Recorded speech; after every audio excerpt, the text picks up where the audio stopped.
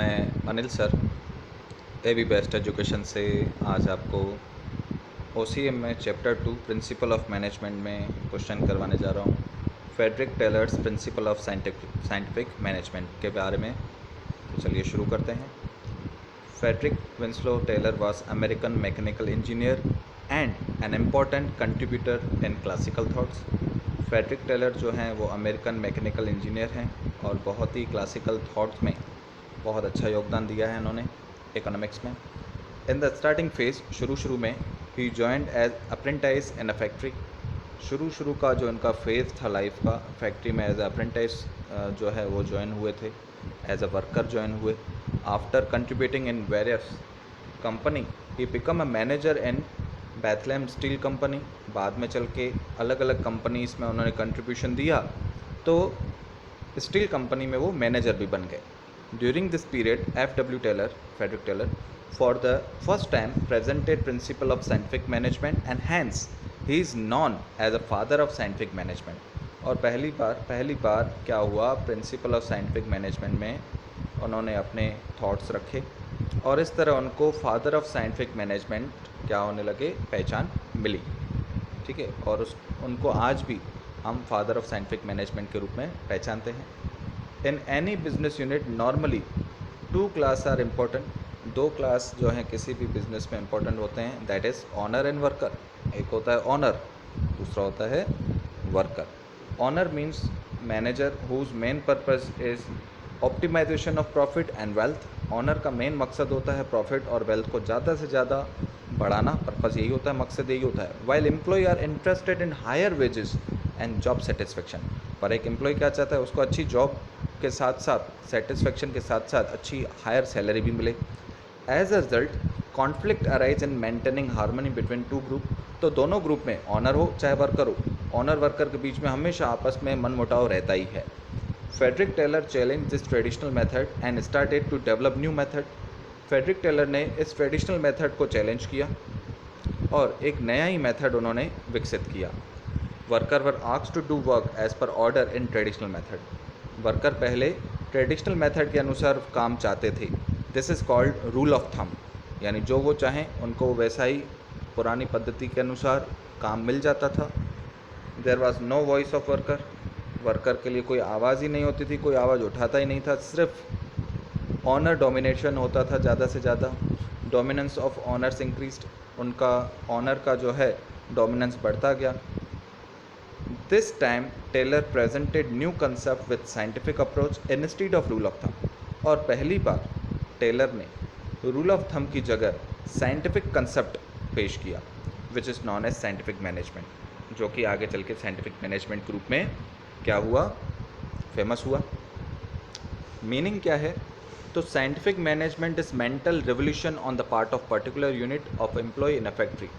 एक particular factory में employee के माइंड में मेंटल जो रिवोल्यूशन आता है उसको हम साइंटिफिक मैनेजमेंट कहते हैं। It's a totally mental revolution toward the task, duty, colleagues and owner. ये पूरा का पूरा मेंटल रिवोल्यूशन है उनके अपने काम के प्रति, अपनी ड्यूटी के प्रति, अपने कलीग्स के प्रति और ऑनर्स के प्रति। यानी पूरा उनका माइंड चेंज हो जाए अपने काम के लिए, अपनी ड्यूटी, अपनी कलीग्स, अपने ऑनर्स के लिए, तो हम कह सकते हैं कि उनका साइंटिफिक मैनेजमेंट हो गया। Definition, Taylor defined scientific management as knowing exactly what you want your men to do and then see to it that they do it in the best and the cheapest way। Taylor की जो definition थी, उन्होंने जो scientific management की दी है, उन्होंने कहा है कि knowing exactly what you want your man to do. आपको पता होना चाहिए कि आपको अपने वर्कर से क्या काम लेना है और देखना है कि आप जो काम निकलवा रहे हैं वो बेस्ट हो और सबसे सस्ता हो। इसको ही हम कहते हैं scientific management. Since Frederick Taylor himself was an engineer, क्योंकि वो खुद एक इंजीनियर थे, he found that till worker will not get higher and motivated wages rate they will not work efficiently. उनको पता था कि अगर वर्कर को अच्छा हायर और मोटिवेशनल वेजेस रेट नहीं मिलेगा तो वो अच्छे ढंग से काम नहीं कर पाएंगे। Without getting work done in the traditional way to get higher productivity, scientific method should be used to have a lower production cost. Traditional way से काम लिए बिना उन्होंने प्रोडक्टिविटी को हायर किया साइंटिफिक मेथड से, और प्रोडक्शन कॉस्ट को कम किया। As manager do not lower wages rate and employee may not work, he suggested adopting scientific approach. Manager को लोअर रेट नहीं चाहिए था, जिस वजह से वो क्या करते थे, एम्प्लॉय भी कम रेट पे काम करने के लिए क्या थे, रेडी नहीं थे, जिस वजह से उन्होंने साइंटिफिक अप्रोच को क्या करना पसंद किया, शुरू करना पसंद किया। तो क्या होता है principle of scientific management? Frederick Taylor's scientific approach was a revolutionary act. जो फेडरिक टेलर ने साइंटिफिक अप्रोच बताया था, इससे पहले जो डेफिनेशन और मीनिंग मैंने आपको बताई, वो एक रिवॉल्यूशनरी एक्ट था उनके द्वारा।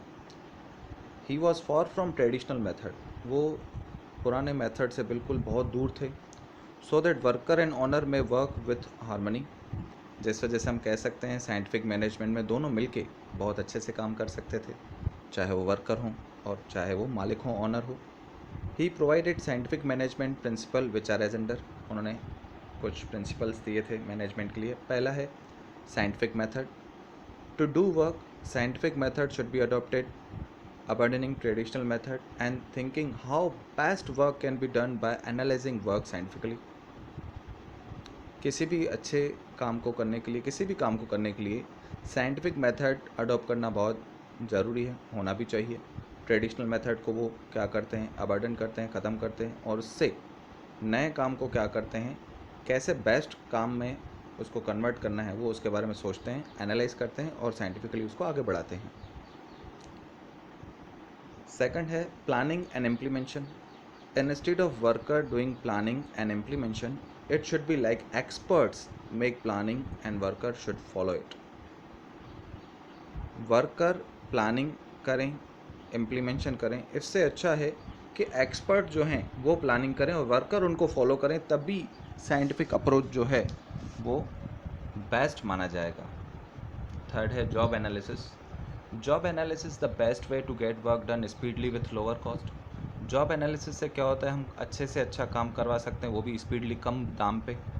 Increase productivity can reduce cost of production after studying time study, motion study and fatigue study. हम प्रोडक्टिविटी भी बढ़ा सकते हैं, प्रोडक्शन कॉस्ट कम कर सकते हैं। हम टाइम स्टडी, मोशन स्टडी और फैटिग स्टडी से क्या कर सकते हैं, प्रोडक्शन इंक्रीज कर सकते हैं और कॉस्ट ऑफ प्रोडक्शन को कम कर सकते हैं। फिर standardization. Standardization and simplicity are scientific process, ये एक साइंटिफिक प्रोसेस है। Which should be done in advance, ये पहले से ही कर देना पड़ता है कि हमें किस प्रोसेस के अंदर कैसा कैसा काम, किस स्टैंडर्डाइजेशन, किस सिंप्लिसिटी के साथ पूरा करना है। Equipment, time, situation of work, resource etcetera matter are considered for standardization. किसी भी काम को अच्छे ढंग से करने से पहले आपके पास इक्विपमेंट क्या है, टाइम क्या है, किस प्रकार का वर्किंग सिचुएशन है, रिसोर्सेज, संसाधन कितने हैं आपके पास, वो भी ध्यान देना ज़रूरी है। फिफ्थ है scientific selection and training. Selection of worker should be done appropriately and scientifically. आप वर्कर को जब सिलेक्ट करते हैं तब वो साइंटिफिकली अप्रोच होना चाहिए, अप्रोप्रिएट होना चाहिए for scientific standard. Benchmark like education of employ, skill, guts, physical strength, training etcetera can be considered. कहते हैं साइंटिफिक स्टैंडर्ड में बेंचमार्क जैसे एजुकेशन कितनी है एम्प्लॉय की, उसके अंदर आवड़त स्किल कितनी है, उसके अंदर गट्स कितने हैं काम के प्रति, ठीक है, फिजिकल स्ट्रेंथ उसकी कितनी है, ट्रेनिंग वगैरह, ये सब चीज़ों को ध्यान में रख के ही साइंटिफिक सिलेक्शन करना पड़ता है। Moreover, an employee should be assigned such work that must be according to his education, study and skill। इसके अलावा एक एम्प्लॉय को तभी काम मिले, यानी उसी प्रकार का काम दें जिस प्रकार की उनकी एजुकेशन हो, उनकी स्टडी और स्किल हो। There should be use of training to increase efficiency of worker from time to time. और हो सके तो उनको टाइम टू टाइम क्या देना चाहिए, उनकी एफिशिएंसी बढ़ाने के लिए उनको ट्रेनिंग देते रहनी चाहिए। Also different kind of scientific test should be use to know their work interest. इसके अलावा हमें थोड़े थोड़े टाइम गैप में उनसे कुछ टेस्ट्स भी लेनी चाहिए, साइंटिफिक टेस्ट होती है, उससे हमें पता पड़ता है कि जो काम के प्रति वो कितना इंटरेस्ट दिखा रहे हैं कि नहीं दिखा रहे हैं, उस टेस्ट से हमें पता पड़ जाता है, जिसे हम क्या कहते हैं, साइंटिफिक टेस्ट। फिर फाइनेंशियल मोटिवेशन होना चाहिए। Skilled worker should be given financial and other kind of motivation. जो स्किल्ड वर्कर हैं, जो पुराने एक्सपीरियंस्ड हैं, उनको फाइनेंशियल और मोटिवेशन मिलना चाहिए, और दूसरे काइंड के भी मोटिवेशंस होते हैं। Different kind of motivation wage scheme have been recommended for that, उसके लिए वेज स्कीम होनी चाहिए। This wage system must be adopted on the base of individual productivity of employ. ये वेज सिस्टम कैसा होना चाहिए, इंडिविजुअल प्रोडक्टिविटी के अनुसार, यानी जैसे जिसकी जैसी आवड़त उस अनुसार उसको क्या देना चाहिए, फाइनेंशियल रिवॉर्ड देना चाहिए। Their wage rate should be decided not as per speculation but should only by the scientific study. ऐसे ही किसी को वेज रेट ऐसे ही नहीं बढ़ा के दे देना है, ठीक है, स्पेकुलेशन के अनुसार नहीं, बट साइंटिफिक स्टडी करके कि कौन कौन उस फाइनेंशियल रिवॉर्ड के लिए क्या है, सही है, सब मायने ध्यान में रख के क्या करना चाहिए, साइंटिफिक स्टडी करके फाइनेंशियल मोटिवेशन देना चाहिए।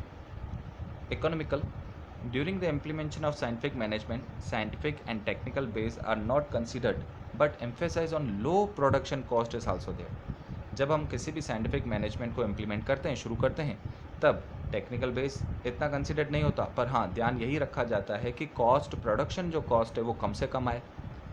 Cost estimation and cost control method should be considered. कौन सा कॉस्ट एस्टिमेशन करते हैं हम, किस प्रकार का कंट्रोल मेथड हमारे पास है, वो सब ध्यान में रखना पड़ता है। Deviation should be found and correct action should be taken. जो भी डेविएशंस आई हैं, जो भी बीच में रुकावटें हैं, जो भी उसमें खराबियाँ आती हैं, उसको दूर करके करेक्ट एक्शन लेने पड़ते हैं, तभी वो हमारा काम इकोनॉमिकल होगा, साइंटिफिकली होगा। लास्ट पॉइंट है इसकी, mental revolution. There should be a mental revolution for achievement between owner and worker. कहते हैं मेंटल रिवोल्यूशन है दोनों के बीच में। अगर ऑनर और वर्कर में ये दोनों अगर सही ढंग से साइंटिफिकली अप्रोच के साथ मिलजुल के काम करेंगे, देन एक मेंटल रिवोल्यूशन होता है जिससे सभी गोल्स जो हैं वो अचीव होते हैं। Mental revolution reduce stress between owner and worker and achievement of goal become easy. अगर दोनों में, चाहे वो ऑनर हो चाहे वर्कर हो, मेंटल रिवोल्यूशन अच्छा होगा तो उससे स्ट्रेस भी दोनों को कम होगा एंड डेफिनेटली जो उनके गोल्स हैं वो इजीली अचीवेबल हो जाते हैं। तो यहाँ पे जो है ये आपका क्वेश्चन कंप्लीट होता है, principle of scientific management. Good bye, Waheguru.